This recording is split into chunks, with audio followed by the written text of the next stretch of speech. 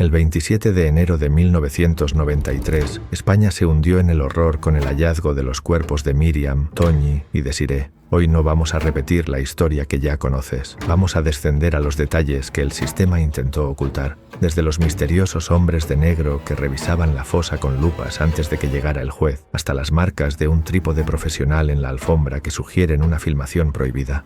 Prepárate, porque estos son los 50 detalles más macabros, reales y perturbadores que cambiarán tu forma de ver el caso Alcácer para siempre.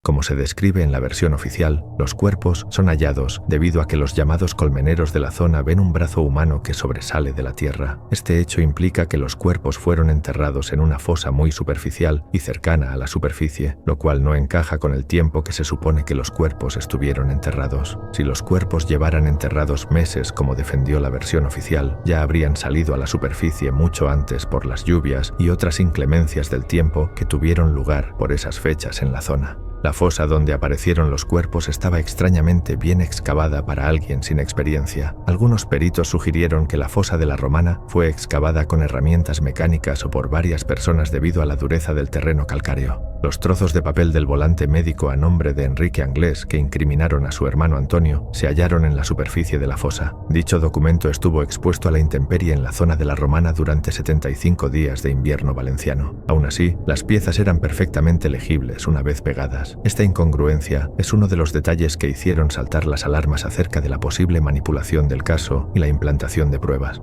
En el camino cercano al lugar del hallazgo no se encontraron marcas claras de arrastramiento o transporte en el terreno de la Romana. Implicaría que los perpetradores o bien fueron lo suficientemente inteligentes como para eliminarlas, o bien es muy probable que se necesiten más de 2 personas simultáneamente para cargar con los cuerpos a la vez. Se sabe que periodistas y otros individuos sin ningún tipo de formación ayudaron a los agentes a extraer los cuerpos de la fosa. Adicionalmente, los propios agentes encargados de fotografiar el levantamiento de los cuerpos dejaron las cámaras en el suelo y ayudaron también al desenterramiento de los cadáveres, lo que explica la falta de imágenes clave del levantamiento el 27 de enero de 1993. La resolución del caso estuvo tan mal estructurada que la prensa parecía ir pasos por delante de los propios investigadores. Desde un primer momento, periodistas acudieron a la zona fotografiando la escena y pisoteando incluso el propio escenario del crimen, lo que contaminó enormemente la investigación para siempre. La fosa del enterramiento no presentaba capas claramente diferenciadas, lo que implica que no se puede saber con exactitud si fue abierta una o varias veces con la intención de modificar el hallazgo. A lo mejor que el brazo de una de las niñas asomara de la tierra el día del hallazgo no fue casualidad. A pesar del nivel de ensañamiento en las agresiones de índole sexual cometidas, no se encontró ni una sola muestra de ADN de Ricard o Anglés en los restos biológicos recuperados de los cuerpos. Algunos afirman que estas muestras biológicas pertenecían a otras personas y por ello no se llegaron a investigar. Sin embargo, deben tenerse en cuenta las numerosas negligencias realizadas por el equipo de forenses de Valencia, destacando el exhaustivo lavado de los cuerpos antes de buscar este tipo de restos biológicos, hecho que fue profundamente castigado a nivel mediático por el forense particular Luis Frontela. Se perdieron muestras biológicas clave durante la instrucción. Concretamente, se dice que las ropas y otros tejidos fueron almacenados en bolsas de plástico, negligencia grave que causó que las muestras se degradasen rápidamente, imposibilitando encontrar y analizar rastros de sangre, semen y otras sustancias en los análisis posteriores. Frontela fue apartado del caso tras insistir en las irregularidades de la investigación. El doctor Frontela denunció que el equipo forense de Valencia le impidió participar en las primeras autopsias para evitar que viera ciertas evidencias. El sumario tiene folios desaparecidos. Juan Ignacio Blanco afirmó que el sumario original que él poseía contenía fotografías que nunca se mostraron en el juicio, alegando que este documento oficial había sido manipulado desde dentro con el objetivo de ocultar pistas clave para proteger a los verdaderos responsables. Hace relativamente poco, entre 2015 y 2017, vencieron los plazos legales de custodia judicial de las pruebas guardadas del caso. Este vencimiento del plazo llevó a las autoridades a desechar y quemar ropas y otros objetos que no llegaron a ser analizados por procesos de secuenciación de ADN de última generación, quemando consecuentemente las piezas de un puzzle que todo apunta a que jamás será resuelto. Se encontraron pelos que no pertenecían ni a las víctimas ni a los acusados. En concreto, se habló de más de 12 pelos pertenecientes a mínimo 6 o 7 personas. Ninguno de los vellos encontrados en los cuerpos o la ropa coincidía con el ADN de Ricard o Anglès, lo que técnicamente deja a los autores materiales libres o no identificados. A pesar de que la versión oficial dice que las niñas fueron ejecutadas a pie de fosa de un disparo en la cabeza, la tierra de la fosa no presentaba la saturación de sangre esperada para 3 ejecuciones. Si bien es cierto que una muestra de sangre en ese ambiente podría llegar a limpiarse de forma natural a través de las lluvias, es extraño que no quede rastro de sangre con una ejecución tan escandalosa. Se ha especulado que Ricard, a través de su familia directa, recibió una cuantiosa suma de dinero por autoinculparse y proteger a los verdaderos autores. Por el contrario, el mismo Ricard ha desmentido en numerosas ocasiones haber recibido algún tipo de pago, lo cual choca de frente con sus últimas declaraciones en las que insinúa que hubo gente poderosa involucrada en el caso, concretamente 3 hombres mayores cuya identidad era desconocida para él. En el estómago de Tony se encontró un líquido de color naranja que nunca fue enviado a analizar por el equipo forense inicial. Si esta sustancia hubiera sido examinada, se podría haber comprendido en mejor manera la intención de los monstruos que llevaron a cabo este acto enfermizo u otros detalles relevantes como el modus operandi, el tiempo de muerte y el contexto de la misma. Durante la autopsia de Miriam se halló un objeto extraño de 1 centímetro cúbico en su estómago que, a día de hoy, sigue sin ser identificado. Se descubrió una cruz de Caravaca junto a la columna vertebral de Desiree. Se cree que pudo ser introducida por vía genital o anal y migró allí durante la descomposición del cuerpo de la menor. También es probable que el objeto fuera incrustado desde fuera como método cruel de tortura o como cereza sobre el pastel al finalizar estos atroces actos. Expertos esotéricos aseguran que el uso de este tipo de elementos simbólicos en casos de este estilo muestran una tendencia ritualística que validaría las teorías de los más conspiranoicos del caso. El presentador Pepe Navarro dio voz durante meses a las teorías conspirativas de Fernando García y Juan Ignacio Blanco, desafiando la versión oficial cada noche en el famoso programa Hoy cruzamos el Mississippi. Sin embargo, la programación de este show fue censurada repentinamente. Esta censura se dio en el momento en el que Juan Ignacio y Fernando García comenzaron a dar nombres de gente poderosa supuestamente implicada, lo que alimentó aún más las teorías de la conspiración del caso. Fernando García y Juan Ignacio Blanco aseguraron recibir una enorme presión por parte de los cuerpos de seguridad y de las propias televisiones por atreverse a hacer públicas las teorías más conspiranoicas del caso. Juan Ignacio llegó a afirmar que había recibido cartas y llamadas telefónicas calificadas como amenazas que le advertían que dejara de investigar, ya que había gente muy importante involucrada en el caso. La desaparición de numerosas partes del cuerpo de las menores, incluyendo costillas, manos e incluso piel de los antebrazos y de la espalda, ha sido interpretada por investigadores independientes como la toma de trofeos para filmaciones snuff. Se dice que en este tipo de actos supuestamente grabados existe una tendencia macabra de conservar partes del cuerpo de las víctimas a modo de trofeos ritualísticos. En los exámenes forenses se vio que los cortes en los cuerpos de las niñas no parecían hechos por animales. Los análisis de la fauna cadavérica, los gusanos y larvas hallados en los cuerpos indicaban que los cuerpos no estuvieron todo el tiempo en la fosa de la Romana, lo que significa que fueron trasladados. Adicionalmente, las víctimas presentaban suciedad bajo las uñas que no correspondía con la tierra de la Romana, sugiriendo que estuvieron en un entorno distinto antes de morir. La participación de Anglès se da por hecho en casi todas las versiones del caso. Sin embargo, las únicas pruebas de ello son únicamente testimoniales. La acusación de Ricard, su fuga descrita por su familia y por los tripulantes del barco City of Plymouth y los supuestos hallazgos de material biológico y objetos suyos en los escondites en los que supuestamente se escondía. En 2017, un seguidor del caso encontró un diente humano en la fosa de la Romana durante la grabación de un documental sobre Alcácer. Tras el hallazgo, se aseguró que pertenecía a una de las niñas, demostrando que la búsqueda inicial fue superficial. Durante los siguientes años, se han hallado más restos del caso. Una pareja de ciudadanos halló 4 falanges humanas en la Romana que pertenecían a las víctimas y que no fueron recogidas en 1993. 2 años antes de Alcácer, Antonio Anglès encadenó a una mujer en una habitación y la golpeó durante días por una deuda de heroína, demostrando su capacidad para la tortura prolongada, lo cual encajaría con el perfil de alguien capaz de realizar las atrocidades descritas en Alcácer. Obligó a esta mujer a escuchar cómo tiraba objetos a un pozo para que oyera lo profundo que era, antes de amenazar con lanzarla a ella. En un mensaje grabado en el contestador del teléfono de la casa de los Anglès, Antonio Anglès, bajo su alias Rubén, pidió a Ricard que le llevara sacos de dormir, leche y cereales Kellogg's que estaban sobre la nevera para sobrevivir en su escondite. Kelly, soy yo, Rubén. Cuando vengas le dices al rubio que vaya a donde está el plato y la maneta de la moto. Y que traiga los 2 sacos de dormir y los quelos y la leche que está encima de la nevera. ¿Sabes? Y eso, cuanto antes posible. Vale, Dios, luego.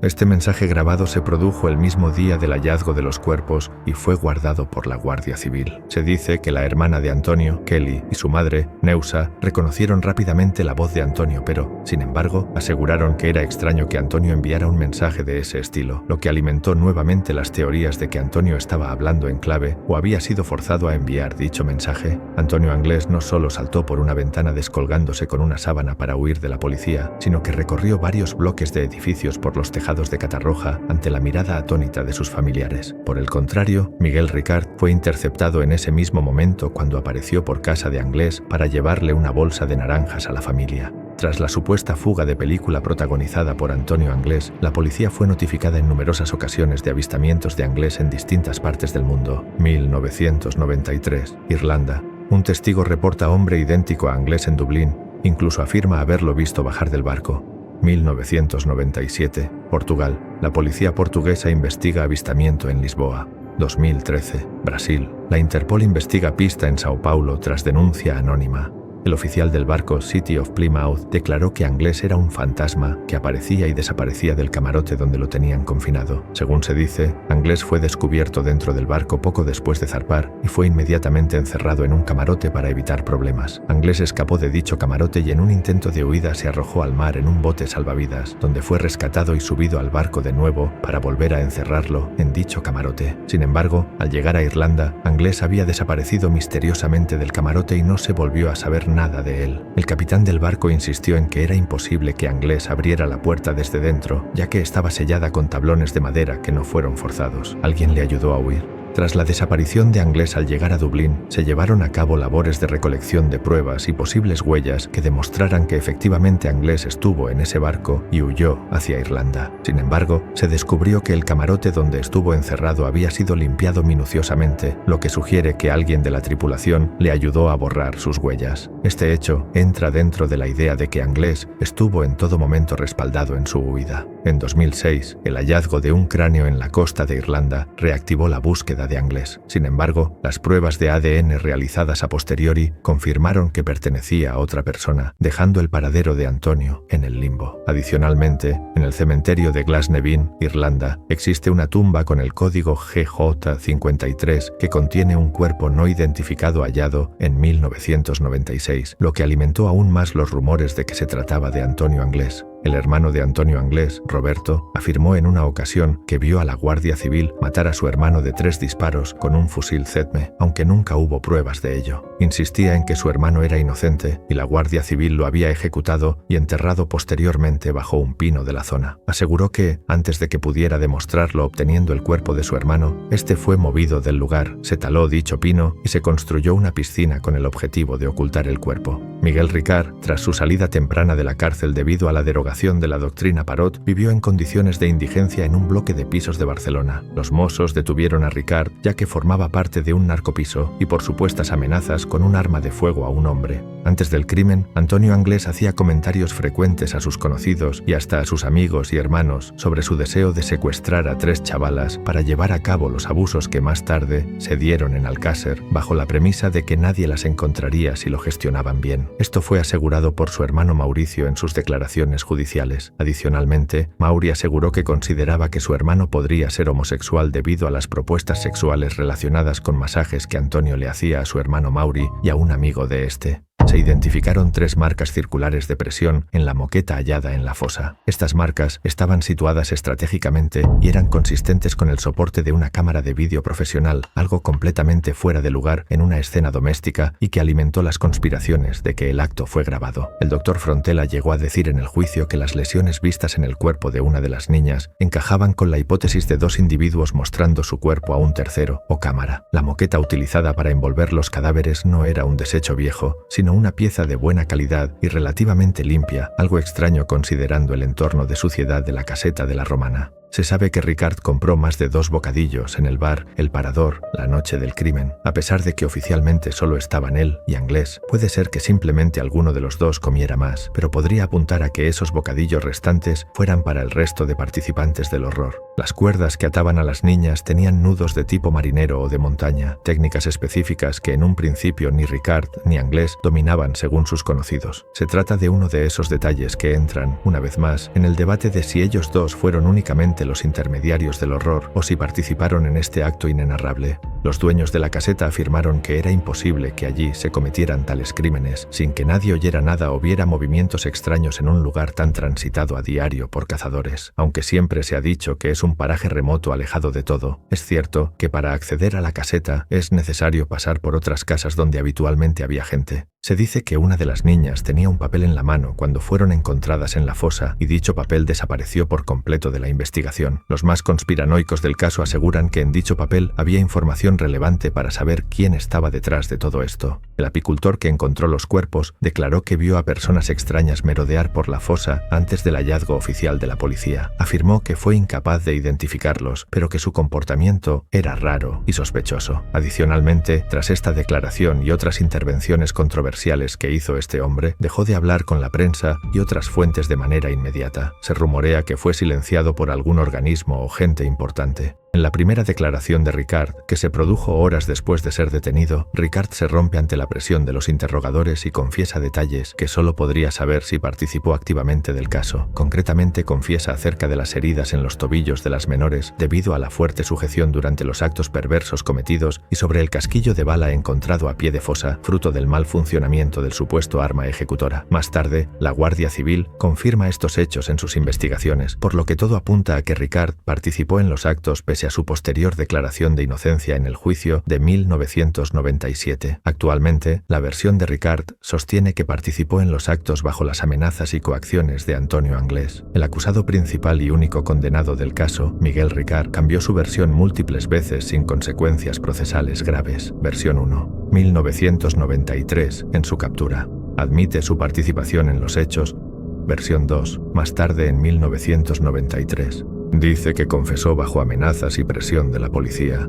Versión 3. 1997. En el juicio defendió su inocencia. Versión 4. 1997 a 2013.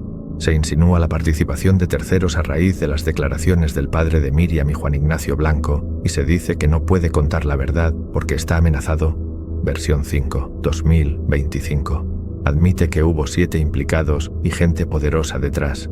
Ricard mencionó en varias declaraciones que en el crimen participaron otros 2 delincuentes locales conocidos como el Nano y el Mauri, pero la investigación nunca profundizó en estas líneas de forma concluyente. Hace unos meses, a finales de 2025, Miguel Ricard concedió una entrevista al canal El Rincón del Disidente, donde aseguró, entre otras cosas, que Mauricio Anglés participó en los atroces actos perpetrados en 1992. Mauricio, quien ha abierto recientemente un canal de YouTube y habla con naturalidad del caso, ha interpuesto una denuncia hacia Miguel Ricard por difamación. Los cuerpos de Alcácer aparecieron el 27 de enero de 1993, exactamente el mismo día en que, 4 años antes, apareció un pie humano en la calle Alcácer de Valencia. Aquel pie de 1989 estaba envuelto en papel de periódico y fue hallado en un contenedor. La autopsia reveló que fue seccionado con una motosierra. Se revelaría más tarde que ese pie pertenecía a Pilar, una de los chicos de Macastre. Otra coincidencia temporal inquietante es que las desapariciones de ambos casos ocurrieron tras un viernes 13, lo cual nos hace preguntarnos si ambos casos fueron perpetrados por el mismo grupo de delincuentes. Este no fue el primer ni último caso en el que se vio este macabro modus operandi. En otros casos a nivel internacional, sobre todo, destacando el crimen de Dutroux, se hallaron las víctimas con un patrón de lesiones muy similar al de Alcácer. Puede parecer una coincidencia ya que este tipo de atrocidades son muy difíciles de comparar en términos de lesiones, pero los datos son tan específicos que es imposible no planteárselo al menos. Un coche blanco idéntico al de Ricard fue visto en escenarios de crímenes similares años antes del caso Alcácer. Concretamente, varios testigos que testificaron en el caso Macastre aseguraban que los chicos se subieron a un coche blanco. Estos testimonios toman fuerza al tratarse de varios testigos los que argumentaron haber visto a los menores subirse voluntariamente a este vehículo. Se sabe también que la familia Anglés ya operaba desde 1989 por la zona, realizando todo tipo de actividades ilegales. ilegales. El equipo de la Guardia Civil que lideró la investigación de Alcácer, la Comandancia 311 de la Guardia Civil de Valencia, fue el mismo que fracasó en la resolución del crimen de Macastre 4 años atrás. Las negligencias llevadas a cabo en ambos casos son tan claras que no es descabellado pensar que se trató de casos de ocultismo o encubrimiento dirigidos por un poder superior. Anglés estaba en propiedad de un machete de la OGE, según testimonios de investigadores independientes. Se dice que en el periodo en el que Anglés estuvo ingresado por un altercado con un hermano suyo, guardaba dicho machete debajo de su almohada de hospital. En la supuesta huida de Anglés, se halló este machete en uno de los coches que utilizó en su huida. Lo que poca gente sabe es que debajo del cuerpo de uno de los menores de Macastre, 3 años antes de Alcácer, se halló una funda de un machete que corresponde a la perfección con el modelo que tenía Anglés. ¿Estuvo presente Anglés en ambas atrocidades? Fernando García y Juan Ignacio Blanco fueron tan lejos como para nombrar a figuras públicas como los responsables de esta atrocidad. Señalaron directamente a figuras de alto nivel, tanto a escala regional como nacional. Estas graves acusaciones pusieron el foco mediático en nombres como Alfonso Calvé, psiquiatra y exgobernador civil, José Luis Bermúdez de Castro, productor de cine, y Luis Solana, expresidente de Telefónica, nombres que fueron asociados a las supuestas fiestas macabras descritas en La Moraleja e incluso a supuestas redes de tráfico de personas a nivel nacional. Entre 2005 y 2012 se dice que Miguel Ricard habría recibido visitas de abogados desconocidos en prisión y que su familia recibió fondos de origen anónimo tras la encarcelación del único condenado del caso. Una vez más, estos rumores alimentaron la teoría de que Ricard fue únicamente un peón en una operación mucho más macabra y profunda de lo que podemos imaginar. El caso Alcácer no es solo una página negra de nuestra crónica criminal, es una herida abierta que España se niega a cerrar. Con Miguel Ricard caminado libre desde 2013 y el rastro de Antonio Anglés perdido en la bruma de Dublín, la justicia española se enfrenta a un cronómetro aterrador. El 14 de diciembre de 2029, la responsabilidad penal de este crimen prescribirá para siempre. Ese día, si Anglés sigue vivo, la impunidad será su victoria definitiva. ¿Crees que la verdad saldrá a la luz antes de que se agote el tiempo? ¿O estamos ante un secreto que alguien pagó muy caro para proteger? Si este descenso a las sombras de la Romana te ha impactado, no olvides darle a like y suscribirte. Tu apoyo ayuda a que estos casos no caigan en el olvido. Porque en Alcácer, a veces el silencio es el grito más fuerte de todos. Gracias por acompañarme hasta el final. Nos vemos en la próxima investigación.